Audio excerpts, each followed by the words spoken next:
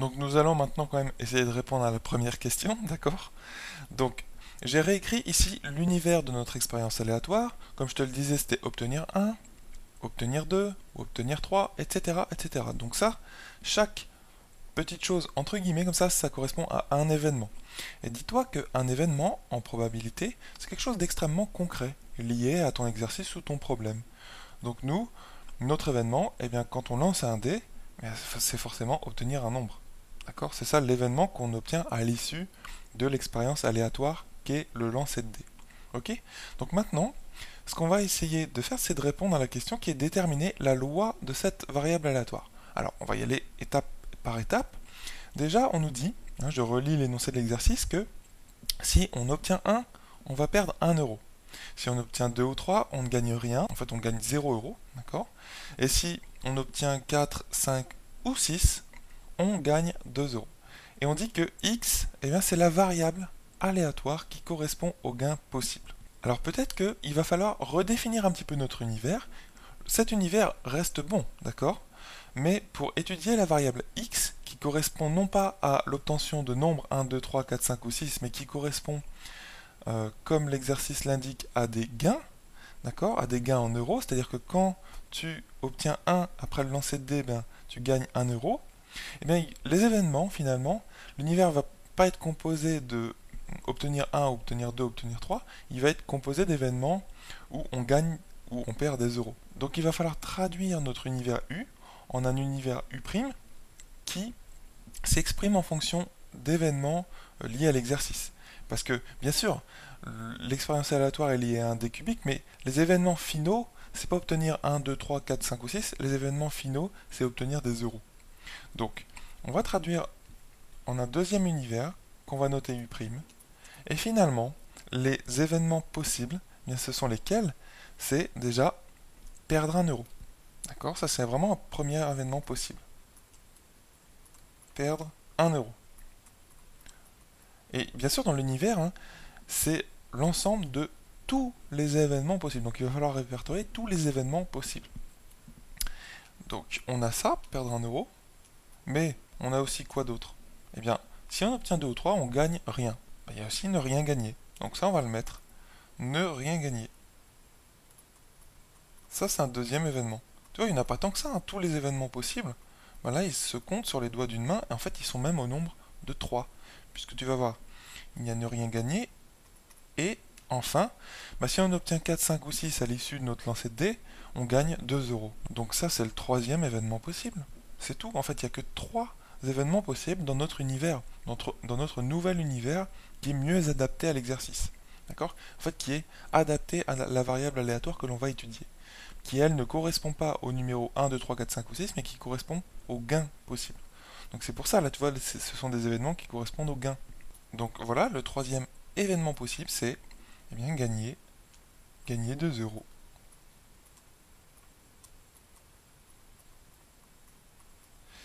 Voilà.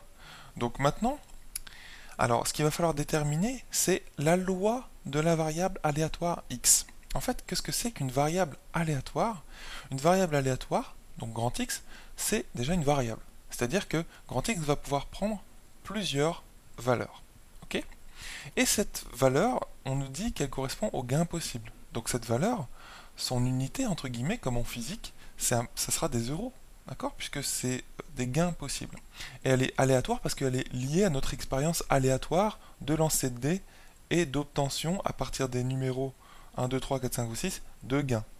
Et donc finalement, je te disais que x est une variable aléatoire. C'est une variable qui va pouvoir prendre quelle valeur? Eh bien, elle va pouvoir prendre les valeurs qui font partie de U'. D'accord? C'est-à-dire que x, eh bien, ça va pouvoir être perdre 1 euro, donc x va valoir moins 1. Ok? X va pouvoir correspondre à l'événement ne rien gagner, donc x sera égal à 0. Et enfin, x pourra correspondre aussi à l'événement gagner 2 euros. Donc on aura x égale 2. D'accord? Donc finalement, tu peux avoir x égale moins 1. Tu peux avoir x égale, correspondant à cet événement-là, 0. Et tu peux avoir x égale eh bien 2.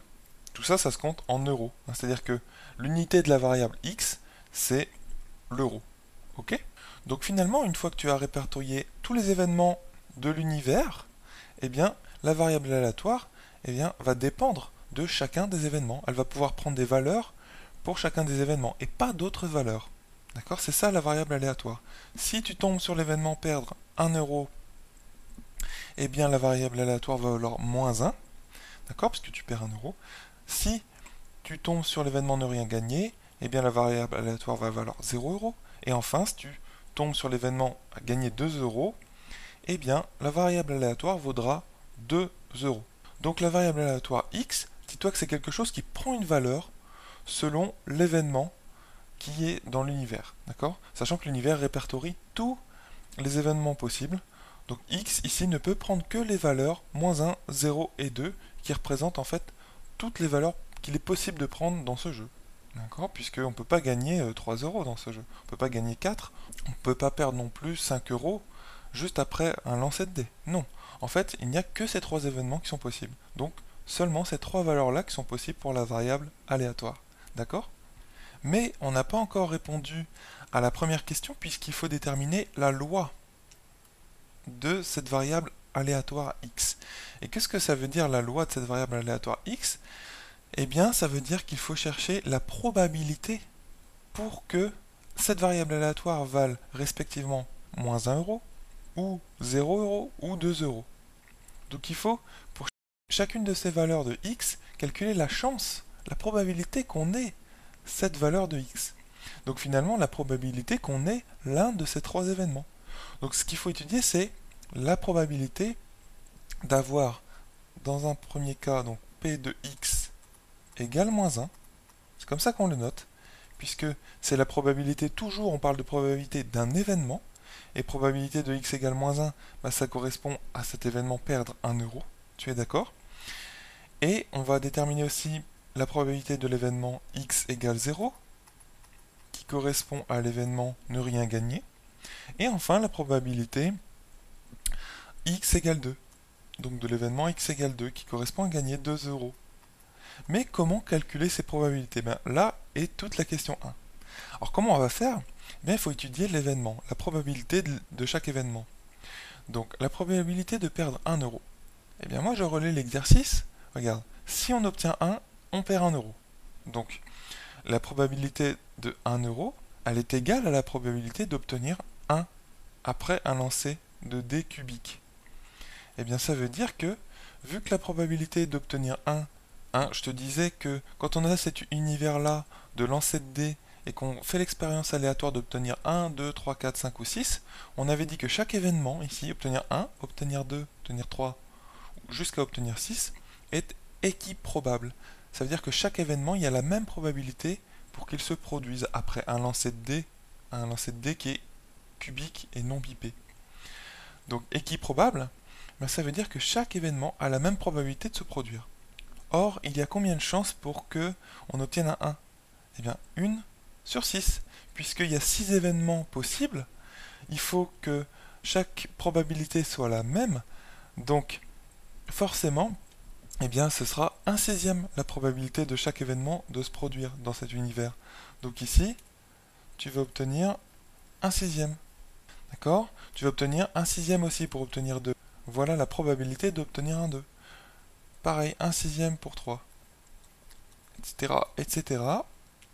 1/6 d'obtenir un 5 et 1/6 d'obtenir un 6. Et tu remarques que la somme des probabilités, 1/6 plus 1/6 plus 1/6, 6 fois, ça nous donne 1, justement. Puisque la somme de ces probabilités, ça correspond à la probabilité, entre parenthèses, de quel événement, parce qu'on parle toujours de probabilité de quelque chose, d'un événement. Eh bien, cet événement, quand tu ajoutes les probabilités, il correspond à obtenir 1, ou obtenir 2, ou obtenir 3, ou obtenir 4, ou obtenir 5, ou obtenir 6. Et c'est pas un et, c'est un ou. C'est-à-dire que l'événement obtenir 1, ou obtenir 2, ou obtenir 3, eh bien cet événement, il a forcément une probabilité de 1, qui correspond en fait à 100% de chance. Car forcément, quand tu lances un dé, tu tombes ou sur un 1, ou sur un 2, ou sur un 3, ou sur un 4, ou sur un 5, ou sur un 6. Donc il y a 100% de chance qu'on ait cet événement obtenir 1 ou obtenir 2 ou obtenir 3. Donc sa probabilité, elle vaut 1. C'est la probabilité maximale en fait, qui correspond à 100% de chance. D'être sûr à 100% d'obtenir cet événement. C'est ça que ça veut dire. D'accord? Donc maintenant, appliquons cette découverte à notre univers U'. Quelle est finalement la probabilité, c'est ça qu'on cherche, hein, quelle est la probabilité de perdre 1 euro? Puisqu'on cherche ici, hein, c'est ça que l'on cherche, on cherche les égalités. Ici, on cherche combien valent ces probabilités. C'est ça que l'on veut savoir. Et c'est quand on aura déterminé ces égalités, c'est-à-dire les probabilités des 3 événements de notre univers, qu'on aura découvert la loi de la variable x. En fait, ça veut dire en fait trouver la probabilité qu'on ait x égale moins 1, ensuite trouver la probabilité que x égale 0, puis ensuite trouver la probabilité que x égale 2. Donc voilà comment déterminer la loi de la variable aléatoire x. Tu regardes déjà combien peut valoir ta variable aléatoire x, et ensuite tu détermines la probabilité pour qu'effectivement cette variable aléatoire soit égale à ce nombre-là. Donc allons-y, l'événement perdre 1 euro, quelle est sa probabilité? Eh bien, dans l'exercice on nous dit, si on obtient 1, on perd 1 euro. Je lance un dé, j'obtiens 1, et bien là je perds 1 euro. Ben, quelle est la probabilité finalement d'obtenir 1? Eh bien, la probabilité d'obtenir 1, c'est 1 sixième. Donc la probabilité de perdre 1 euro, c'est aussi 1 sixième.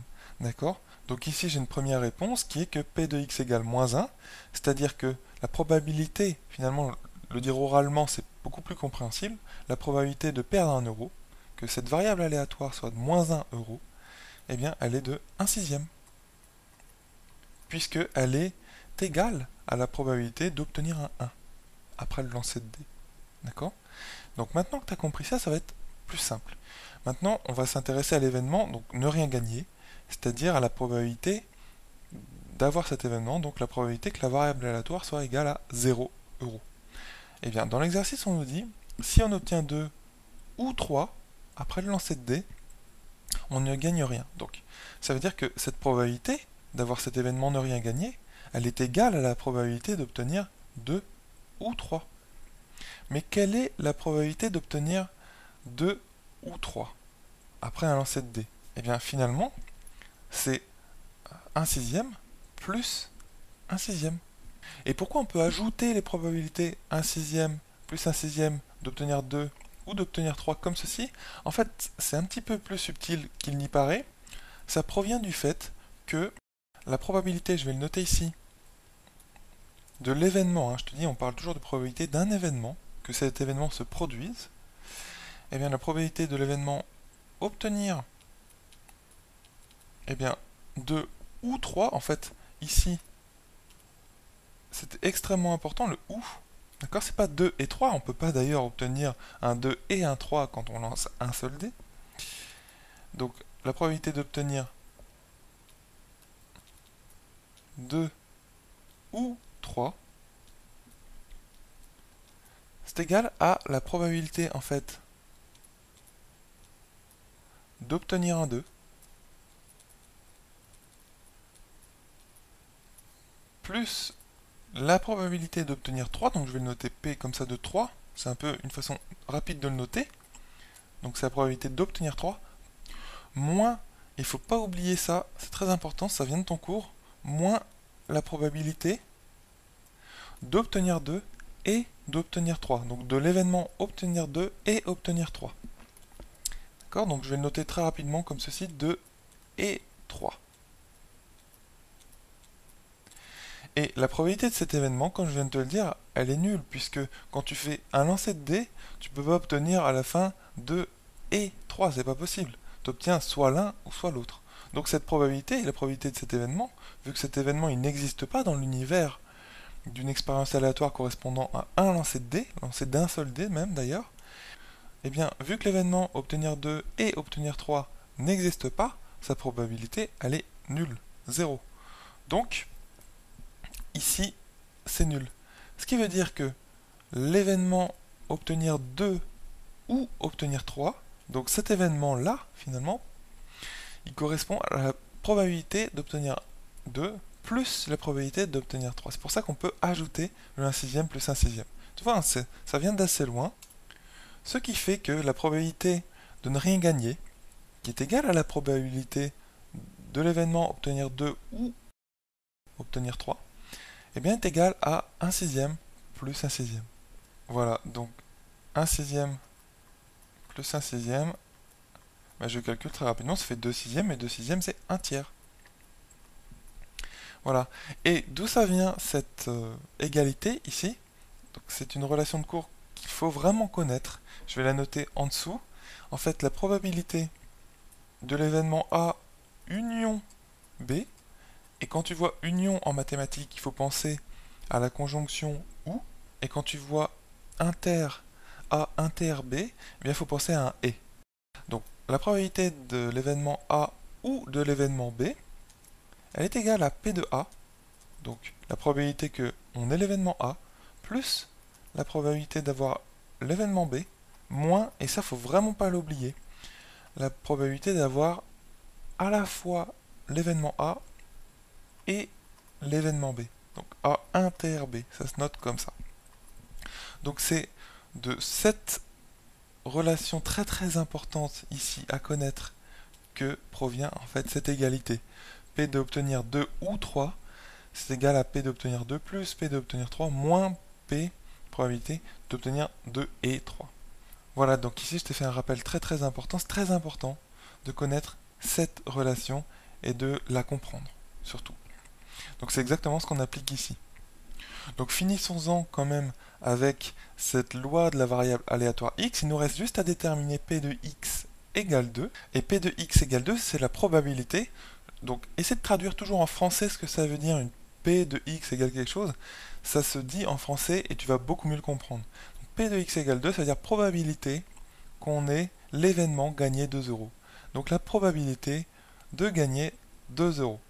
Alors, je regarde mon énoncé et on nous dit si on obtient 4, 5 ou 6 après le lancer de dés, alors on gagne 2 euros. Donc ça veut dire que cette probabilité de gagner 2 euros, elle est égale à la probabilité d'obtenir 4 ou d'obtenir 5 ou d'obtenir 6. Donc, si je reprends cette formule, ou plus généralement cette formule-là, j'ai P de obtenir 4 ou obtenir 5 ou obtenir 6.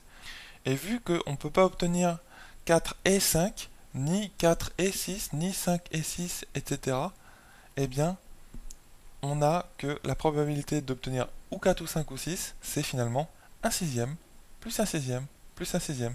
C'est la somme, en fait, de chacune des probabilités. Donc, on va obtenir ici 1 sixième, plus 1 sixième, plus 1 sixième. Et ça nous fait 3 sixièmes, et ça fait donc 1 demi.